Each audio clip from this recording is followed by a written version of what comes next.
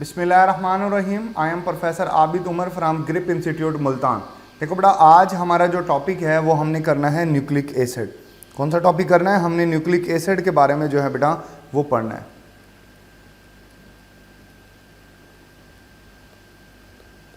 देखिए, nucleic acid जो है बेटा वो फर्स्ट ऑफ ऑल जो साइंटिस्ट था फ्रेडरिक मिक्सचर, इसने जो है बेटा वो इसको डिस्कवर किया था। इसने डिस्कवर किया था दो चीज़ों में के अंदर। ये भी एमसीक्यूज का पॉइंट है, आपको याद रखना है। इसने जो है बेटा वो इसको डिस्कवर किया था ह्यूमन पस सेल में, ह्यूमन पस सेल में और फिश के स्पर्म के अंदर। ये दो पार्ट थे जिसके अंदर जो है बेटा इसने न्यूक्लिक एसिड को जो है वो डिस्कवर किया था। अच्छा, अब बेसिकली जो न्यूक्लिक एसिड होता है उसका मोनोमर होता है न्यूक्लियोटाइड। कौन होता है मोनोमर? वो न्यूक्लियोटाइड होता है। ठीक है, इसके अलावा जो न्यूक्लिक एसिड के बारे में जो बात जानने वाली है, दो बड़े इंपॉर्टेंट टाइप के न्यूक्लिक एसिड होते हैं जिनको हमने स्टडी करना है। उसमें एक जो है बेटा वो डीएनए है और दूसरा जो है वो आरएनए है। आप जानते हो कि DNA stand for deoxyribo nucleic acid और इसी तरह RNA stand for ribo nucleotide या राइबो न्यूक्लिक एसिड जो है बेटा वो उसको कहा जाता है। न्यूक्लियोटाइड इस वजह से लिखा हुआ है क्योंकि इसका बेसिकली जो मोनोमर होता है वो न्यूक्लियोटाइड होता है। चले नेक्स्ट जो है बेटा न्यूक्लियोटाइड के बारे में थोड़ा सा हम पढ़ लेते हैं कि न्यूक्लियोटाइड क्या होता है। न्यूक्लियोटाइड जो है ये मोनोमर होता है न्यूक्लिक एसिड का और बेसिकली इसके जो है बेटा वो तीन पार्ट होते हैं। सबसे पहली चीज जो इसके अंदर होती है वो होती है पेंटोज शुगर। Pentose sugar. दूसरी जो चीज इसके अंदर पाई जाती है बेटा वो है इसका फास्फेट ग्रुप। इसमें फास्फेट ग्रुप पाया जाता है। ठीक हो गया। और तीसरी जो चीज इसके अंदर पाई जाती है बेटा वो पाई जाती है नाइट्रोजिनस बेस। Nitrogenous base. ये तीन बेसिक चीजें जो हैं वो एक न्यूक्लियोटाइड के अंदर पाई जाती है। अच्छा, इसके अंदर जो है बेटा अगर आप देखो ना, अगर आप देखें ये वाला जो हिस्सा है, ये वाला हिस्सा, ये हिस्सा इसका कांस्टेंट होता है। मतलब हर न्यूक्लियोटाइड में ये फिक्स होगा, पेंटोज शुगर होगी और फास्फेट ग्रुप होगा, ये कांस्टेंट होगा। तो दैट्स वाई इसको बैकबोन कहा जाता है इस स्ट्रक्चर का। आप कहते हो ना कि डीएनए के अंदर जो है बेटा वो शुगर फास्फेट बैकबोन होते हैं। ये वर्ड आपने अक्सर पढ़ा होगा कि शुगर फास्फेट जो है बेटा वो क्या पाई जाती है? शुगर फास्फेट बैकबोन पाई जाती है। ये आपने अक्सर लफ्ज पढ़ा होगा। ठीक है ना, क्यों मैं आपको बैकबोन का कंसेप्ट ऑलरेडी अमीनो एसिड में बता चुका हूं कि वो पार्ट होता है जो कि कांस्टेंट रहता है, चेंज नहीं होता। जो नाइट्रोजिनस बेस वाला जो इसका पार्ट है ना वो वेरिएबल है, ये चेंज होता रहता है। हर न्यूक्लियोटाइड में सिर्फ और सिर्फ जो है वो नाइट्रोजिनस बेस का फर्क होता है। देखें, नाइट्रोजिनस बेस बेसिकली दो तरह की होती हैं। दे मे बी प्यूरिन्स और दे मे बी पायरिमिडीन्स। ये प्यूरिन्स भी हो सकती हैं, पायरिमिडीन भी हो सकती हैं। जो प्यूरिन होती हैं बेटा उसको मसलन उसकी दो एग्जांपल है, एडिनिन एंड गोवानिन। ठीक हो गया, ये दो तरह की एग्जांपल है। इसी तरह जो है बेटे आप यहां से ले लें, इसी तरीके से पायरिमिडीन में जो है बेटा वो तीन एग्जांपल्स इसके अंदर लाई करती हैं। First one is thymine, second one is cytosine, third one is uracil. ये तीन एग्जांपल जो हैं वो पायरिमिडीन की हैं जो नाइट्रोजनस बेसिस की। डीएनए में या आरएनए में चार तरह की नाइट्रोजनस बेसिस पाए जाते हैं। यूरासिल या सिर्फ आरएनए में होती है और थायमीन सिर्फ और सिर्फ जो है वो डीएनए के अंदर पाई जाती है। ये छोटा सा जो है बेटा वो बेसिक इंट्रोडक्शन था। अच्छा, आपको एक और बात बताता हूं, वो बात भी जानने वाली है, चले इसी में बता देता हूं। अब इसके अंदर ना देखें, ये वाला जो पार्ट है ना, ये वाला पार्ट जिसमें नाइट्रोजनस बेस और पेंटोज शुगर है, इसको न्यूक्लियोसाइड कहा जाता है। क्या कहा जाएगा? न्यूक्लियोसाइड, जिसमें फास्फेट ग्रुप शामिल नहीं है। न्यूक्लियोसाइड के साथ अगर फास्फेट ग्रुप को ऐड कर दिया जाए तो वो न्यूक्लियोटाइड बन जाता है। ठीक हो गया ना, सिर्फ इसमें न्यूक्लियोसाइड के अंदर नाइट्रोजनस बेस और पेंटोज शुगर आ जाएगी, न्यूफॉस्फेट ग्रुप नहीं आता। फास्फेट ग्रुप को निकाल दिया जाए न्यूक्लियोटाइड में से तो वो न्यूक्लियोसाइड बन जाता है, और न्यूक्लियोसाइड में अगर आप फास्फेट ग्रुप को ऐड कर दो तो वो न्यूक्लियोटाइड बन जाता है। चले आगे चलते हैं अब नेक्स्ट। देखो बेटा यहां से आपको प्रिपेयर करना है, ये भी बड़ा ही इंपॉर्टेंट पार्ट है। देखें अभी हमने नाइट्रोजनस बेसिस की बात की, नाइट्रोजनस बेस वाले पार्ट से अक्सर औकात जो है वो यहाँ पर एमसीक्यूज आते हैं। मसलन देखें ये पायरामिडीन का स्ट्रक्चर यहाँ पर लिखा हुआ है। पायरामिडीन जो होता है बेटा ये एक 6 कॉर्नर रिंग स्ट्रक्चर होता है, इसके अंदर जो है वो आपको इसका स्ट्रक्चर प्रिपेयर करना है। बाजू का ऐसा हो जाता है कि क्वेश्चन आ जाता है कि how many nitrogen atoms are present in the pyrimidine structure, तो आपको पता होना चाहिए कि 2 नाइट्रोजन एटम होते हैं, ठीक है ना। ये देखिए साथ में आपको इनकी पोजीशन भी याद करनी कि ये 1 और 3 पोजीशन के ऊपर होते हैं। Then how many carbon atom are there in pyrimidine, आप जानते हो कि ये 4 कार्बन होते हैं इसकी रिंग के अंदर। Then how many double bond are there, तो 3 डबल बॉन्ड जो है बेटा वो पाएगा। मतलब इस स्ट्रक्चर को किसी भी एंगल से यहाँ से एमसीक्यूज बनाया जा सकता है। इसी तरह साइटोसिन में जो है बेटा वो आ जाता है कि how many nitrogen atom are present in cytosine, तो नाइट्रोजन 3 होते हैं, रिंग में 2 होते हैं, लेकिन ओवरऑल जो नाइट्रोजन होते हैं वो 3 होते हैं, ठीक हो गया। इसी तरह और भी एंगल से दिया जा सकता है, यूरासिल के बारे में आ सकता है। थायमीन और यूरासिल का फर्क जो होता है वो सिर्फ और सिर्फ बेटा जो है वो इस मिथाइल ग्रुप का होता है, जो कि पोजीशन नंबर 5 के ऊपर पाया जाता है, पोजीशन नंबर 5 के ऊपर पाया जाता है। ये बात आपने याद रखनी है। इसी तरीके से मैं जो है आगे चलूंगा, ये बेटा सिंगल रिंग स्ट्रक्चर होता है, this will be a single ring structure, जबकि जो पायरामिडीन्स के अलावा जो प्यूरिन्स होते हैं वो डबल रिंग स्ट्रक्चर होता है। कौन सा स्ट्रक्चर होगा, this will be a double ring structure. अच्छा अब ये डबल रिंग स्ट्रक्चर की बात हम कर लेते हैं। इसमें भी आपने इसी तरीके से आ सकता है कि how many nitrogen are there, तो बेटा आप देख सकते हो 1 2 3 और इसके अंदर 4 नाइट्रोजन जो है बेटा वो पाए जाते हैं रिंग के अंदर, ठीक है ना। अगर एडिनिन की बात करोगे तो उसमें फिर ये 5 हो जाएंगे क्योंकि एक रिंग से बाहर भी है, ठीक है ना। तो ये गोवनिन के अंदर भी जो है बेटा ये 5 है, 4 रिंग के अंदर है और एक जो है वो रिंग से बाहर है। तो ये बेटा इसको प्रिपेयर करने का बेहतरीन तरीका ये है कि बहरहाल आप इसकी प्रैक्टिस करें, आप इसको बनाएं 2 से 3 दफ़ा, ये स्ट्रक्चर आपको बनाने आना चाहिए। साथ साथ आपको इनकी नंबरिंग भी आनी चाहिए, इसमें जो है वो नंबरिंग भी मेंशन है, आपको इसकी नंबरिंग भी प्रिपेयर करनी है। आपने अपने खुद से नंबरिंग नहीं देनी, ये स्टैंडर्ड नंबरिंग होती है जिसको आपको फॉलो करना पड़ेगा, ये आपको हेल्प आउट करेगा। चलें यहाँ से फिर मैं आगे मूव करता हूँ। देखें देखो बेटा राइबोस और डीऑक्सी राइबोस के अंदर मैंने आपको फर्क बताया था, ये सिंपल राइबोस है। ये जो पेंटोज शुगर होती है ये सिर्फ आरएनए में पाई जाती है। किस में पाई जाती है, आरएनए में। जबकि डीएनए की बात करें तो उसके अंदर होती है डीऑक्सी राइबोस। जब मैंने आपको कार्बोहाइड्रेट पढ़ाया था उस वक्त बेटा ये बात मैंने आपको बताई थी, ये डीएनए में पाई जाती है। पेंटो जरा मॉडिफाइड किस्म की जो है वो पेंटोज शुगर होती है। आप देखें ये जो कार्बन नंबर 2 है यहाँ पर OH है राइबोस में, लेकिन यहाँ कार्बन नंबर 2 के पास सिर्फ हाइड्रोजन है, यहाँ पर एक ऑक्सीजन रिमूव है, इसीलिए वर्ड लिखा हुआ है डीऑक्सी, ठीक है ना, कि कार्बन नंबर 2 से एक ऑक्सीजन जो है वो यहाँ पर मूव है, तो इसको डीऑक्सी राइबोस आप बोलेंगे और ये डीएनए के अंदर जो है बेटा वो पाई जाती है। ये एक बेसिक बात है, आपने ये भी जहन में जो है वो रखनी है। अच्छा अब इसके बाद इंपॉर्टेंट चीज़ क्या है कि बेटा ये न्यूक्लियोटाइड्स आपस में अटैच होते हैं। आपस में अटैच होने के बाद they will develop the फास्फोडाइएस्टर bond. ये बातें कुछ समझने वाली हैं, ये मैं आपको खुद से समझाता हूँ। देखें एक जो न्यूक्लियोटाइड होता है ना, सबसे पहले तो हम उसका एक स्ट्रक्चर ड्रॉ कर लेते हैं एक न्यूक्लियोटाइड का। देखें एक न्यूक्लियोटाइड कुछ इस तरीके से होता है,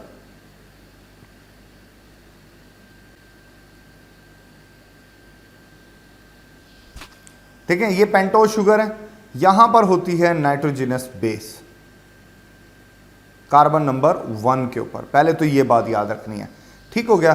फिर यहां पर जो है बेटा वो है CH2O फास्फेट ग्रुप है, ठीक है ना, ये बात आपने याद रखनी है, this will be a phosphate group, ठीक है ना। अच्छा यहां पर आएगा HOH और यहां पर आप H लगा सकते हैं, ठीक हो गया। अच्छा सबसे पहले तो आप इनकी नंबरिंग कर लें, ये मैं इनकी नंबरिंग कर देता हूं। कार्बन नंबर 1 2 3 4 और ये 5। इस पेंटोज शुगर में ये एक न्यूक्लियोटाइड है। न्यूक्लियोटाइड के अंदर जो बेटा कार्बन नंबर 1 के ऊपर नाइट्रोजनस बेस अटैच होते हैं, ये हमेशा ऐसे ही होता है। कार्बन नंबर 3 बड़ा इंपॉर्टेंट है क्योंकि यहां फास्फोडाइएस्टर बॉन्ड फॉर्मेशन में इसकी इन्वॉल्वमेंट है। कार्बन नंबर 5 भी बड़ा इंपॉर्टेंट है क्योंकि इसके ऊपर फास्फेट ग्रुप अटैच है।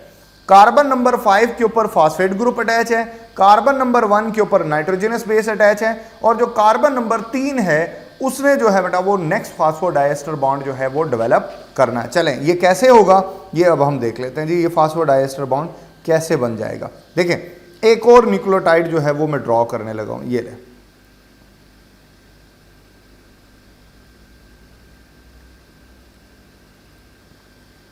ये अब आप देख सकते हैं यहां पर बेस है, नाइट्रोजनस बेस है,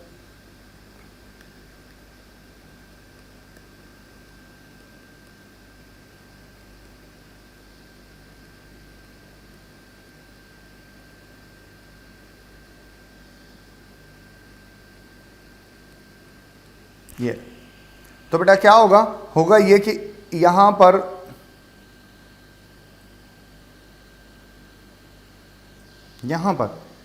इसका जो है बेटा वो OH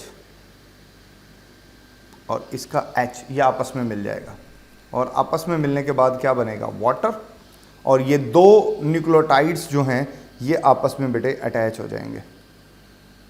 ये किस तरीके से होंगे देखिए मैं बताता हूँ।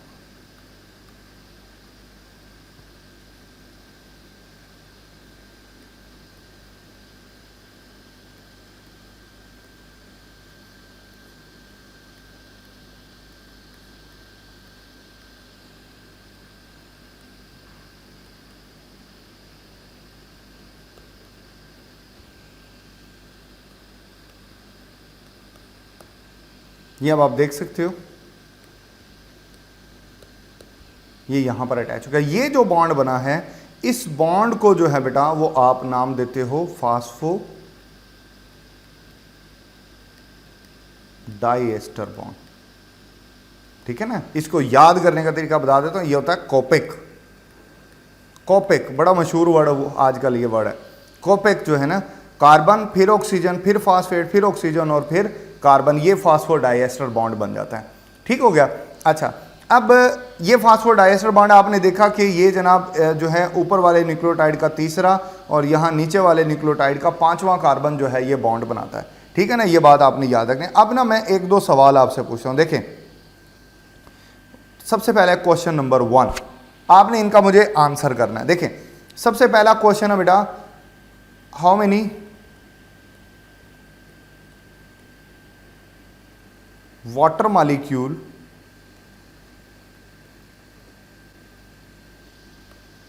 release when phosphodiester bond form। कि जनाब जब फास्फोडाइएस्टर बॉन्ड बनता है तो तब कितने वाटर मॉलिक्यूल रिलीज होंगे। दूसरा सवाल, हाउ मेनी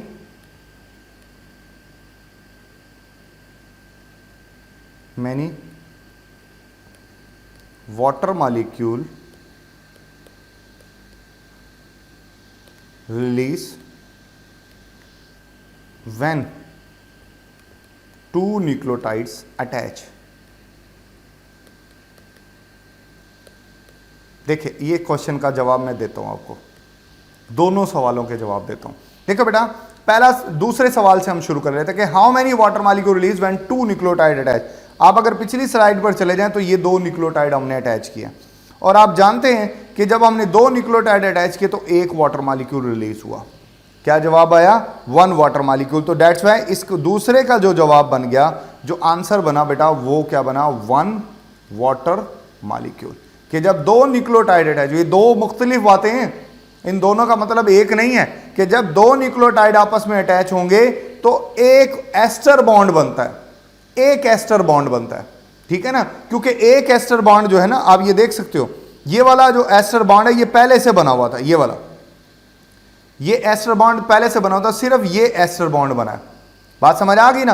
क्योंकि एक एस्टर बॉन्ड बनता है तो फिर वाटर मॉलिक्यूल भी एक ही रिलीज होगा। लेकिन इसके कंपैरिजन में अगर जब आप बात करते हो फास्फोडाइएस्टर बॉन्ड की, देखो अब आप बात कर रहे हो फास्फोडाइएस्टर बॉन्ड। देखो डाई एस्टर का वर्ड जब आप यूज कर रहे हो तो इसका मतलब है कि 2 एस्टर बॉन्ड बन रहे हैं, और 1 ester bond that will be equal to 1 water molecule. ठीक हो गया ना। जब आप बात करो फास्फोडाइएस्टर, यानी आप खुद पूछ रहे हो कि 2 एस्टर बॉन्ड में बताएं, तो फिर बेटा यहां पर आंसर इसका आएगा 2 वाटर मॉलिक्यूल, 1 नहीं आएगा, 2 आएगा। जब 2 न्यूक्लियोटाइड अटैच हो रहे थे तो एक एस्टर बना था, एक एस्टर पहले से बना हुआ था। लेकिन जब आपने बात ही फास्फोडाइएस्टर की कही है तो फिर बेटा इसका आंसर जो है वो 2 वाटर मॉलिक्यूल जो है वो आ जाएगा। ठीक है, ये इस तरीके से जो है बेटा आपने इसको याद रखना है। अच्छा, फिर एक दो बातें और हैं, चलें वो भी हम सीख लेते हैं। इसके सीखने से पहले देखें एक और चीज़ जो पूछ ली जाती है कि वो भी आप बता दें जनाब, कि तीसरा सवाल में आ जाता है कि फॉर एग्जांपल जो है, मैं आपको एक स्ट्रक्चर दिखाता हूं, उससे बात आपको ये देखें, ये स्ट्रक्चर आपके पास गिवन है, ये आप देख सकते हो कि यहां पर जो है बेटा अब आपने बताना है कि फॉर एग्जांपल, आप यहां पे लिखो for example 4 nucleotides attach how many phosphodiester and ester bonds form। जी, सवाल यह है कि 4 न्यूक्लियोटाइड आपस में जुड़े हुए हैं, 4 न्यूक्लियोटाइड अगर आपस में जुड़े हैं तो उसमें कितने फास्फोडाइएस्टर बॉन्ड होंगे और कितने एस्टर बॉन्ड होंगे, ये बात आपने बतानी है। इसका बड़ा सिंपल सा फार्मूला देखें, फास्फोडाइएस्टर बॉन्ड आप लिखें,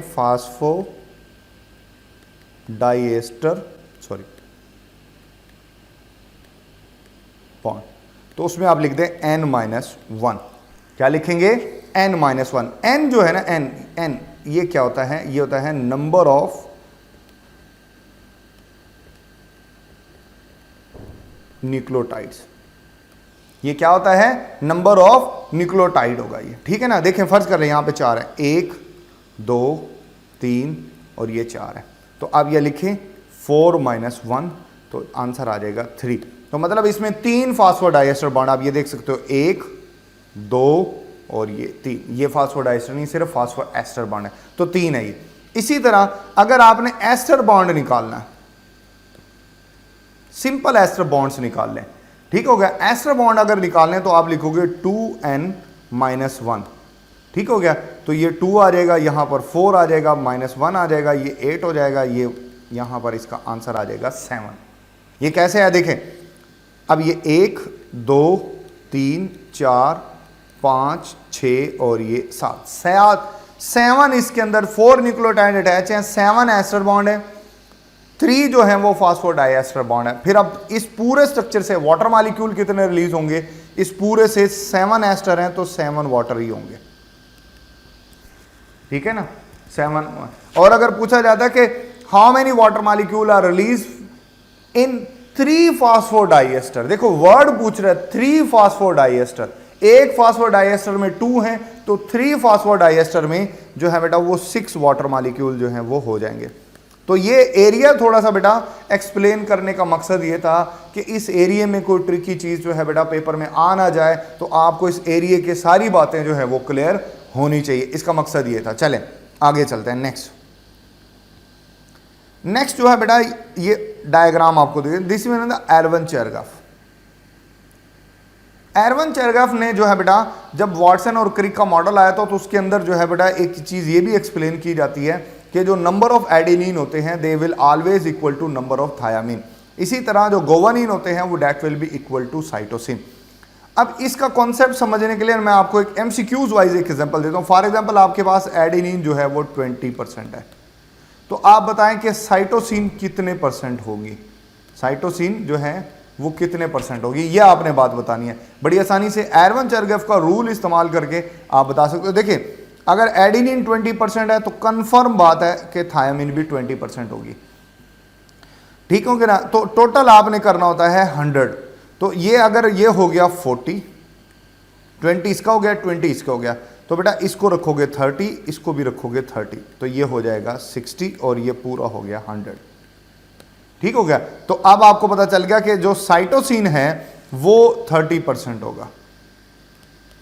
आपने बैलेंस करना है। तो इस तरह जो है बेटा वो आप पता लगा सकते हो। अगर आपको एक पता लग जाए तो आप जो है बड़ी आसानी से जो है बेटा तीनों में से किसी को भी फाइंड आउट जो है वो कर सकते हैं। यहां से एमसीक्यूज आता रहा है, आपने ये याद रखना है। चले, उसके बाद बड़ा ही इंपॉर्टेंट पार्ट है बेटा, आपको पता है कि जनाब एडेनिन और गुवानिन, जो एडेनिन और थायमिन में 2 हाइड्रोजन बॉन्ड होते हैं, साइटोसिन और थायमिन में जो है साइटोसिन और गुवानिन में 3 हाइड्रोजन बॉन्ड होते हैं। और ये एंटी पैरल, बड़ी जर्नल सी बातें, एफएससी लेवल की बातें कि ये एंटी पैरल स्टैंड होते हैं। 1 3 एक जो है बेटा, अगर जो है बेटा वो 3/5 का होता है तो दूसरा 3 जो है बेटा वो 5/3, इस तरीके से ये एंटी पैरल पोजीशन में पाए जाते हैं। अच्छा, ये एक हेलिक्स है, ये आपको दिखाई दे रहा है, दिस वन इज 1 हेलिक्स। एक हेलिक्स के दरमियान का जो डिस्टेंस होता है वो 3.4 नैनोमीटर होता है। और 2 न्यूक्लियोटाइड के दरमियान में अगर डिस्टेंस देखें तो ये निकल आता है 0.03%, और इसका डायामीटर होता है 2 नैनोमीटर। लेकिन ये मैं ना आपको समझाता हूं, मैं आपको खुद बना के समझा देता हूं, फिर आपको ज्यादा अच्छे से समझ आएगा।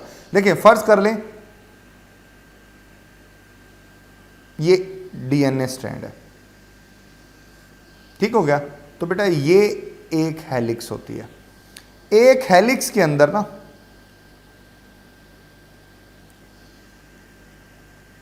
1 2 3 4 5 6 7 8 9 और ये 10 जो है बेटा 10 बेस पेयर होते हैं, पेयर होते हैं, ठीक है ना, या 20 बेसिस होती है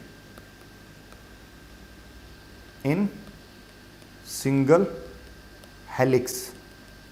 एक सिंगल हेलिक्स के अंदर जो है बेटा वो 20 बेसिस होते हैं, ये बात आपने याद रखनी है। फिर उसके बाद इन 20 बेसिस के दरमियान में एक हेलिक्स का जो डिस्टेंस होता है वो होता है 3.4 नैनोमीटर।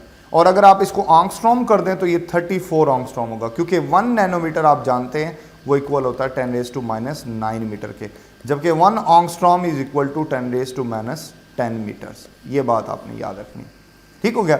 अच्छा, ये तो है 10 बेस पेयर्स के दरमियान में फासला। और अगर वो कहे कि सिंगल बेस पेयर में, यानी यहां से लेके यहां तक का ये फासला आप बता दें, तो बड़ा सिंपल सा बेटा, अगर 10 के अंदर जो है 3.4 नैनोमीटर है तो एक में कितना होगा 3.4 डिवाइडेड बाय 10, तो आंसर आ जाएगा बेटा 034। ये आप लिख लेते हैं 034, ठीक हो गया। और ये है डायामीटर, ये क्या है, डायामीटर है डीएनए का, ये आपने याद रखना है। ये होता है 2 नैनोमीटर, कितना होगा 2 नैनोमीटर। और डायामीटर को मेंटेन करता है हाइड्रोजन बॉन्ड्स, क्योंकि डीएनए के दरमियान में हाइड्रोजन बॉन्ड होते हैं, ठीक है ना। ये अब आप देख सकते हो, ये देख लें, ये यही बातें बताई हुई जो मैंने बताया आपको। ये 2 नैनोमीटर, ये देखिए 2 नाइट्रोजनस बेसिस के दरमियान में डिस्टेंस बताया हुआ, ठीक हो गया ना। ये बाकी चीजें सिलेबस में है नहीं, माइनर ग्रूव, मेजर ग्रूव और ये बातें जो हैं बेटा ये नहीं है। चले आगे चलते हैं, नेक्स्ट। अच्छा, उसके बाद ये जो डीएनए का ये मेन स्ट्रक्चर था, ये सारे का सारा जो पार्ट है बेटा, ये सारा कॉन्सेप्चुअल था। ये एरिया वो एरिया था जो बेटे आपको प्रिपेयर करना है। इस एरिया में से एमसीक्यूज आते हैं। ये सारा एरिया जो है मैंने वो जिस तरीके से प्रॉपरली उसको करना था मैंने आपको करके दिखाया है, ताकि आपका ये हिस्सा प्रिपेयर हो। चले, यहाँ पर हमारा ये टॉपिक मुकम्मल होता है जो है बेटा। इस इंशाल्लाह नेक्स्ट टॉपिक में हम आरएनए करेंगे। थैंक यू, अल्लाह हाफिज़।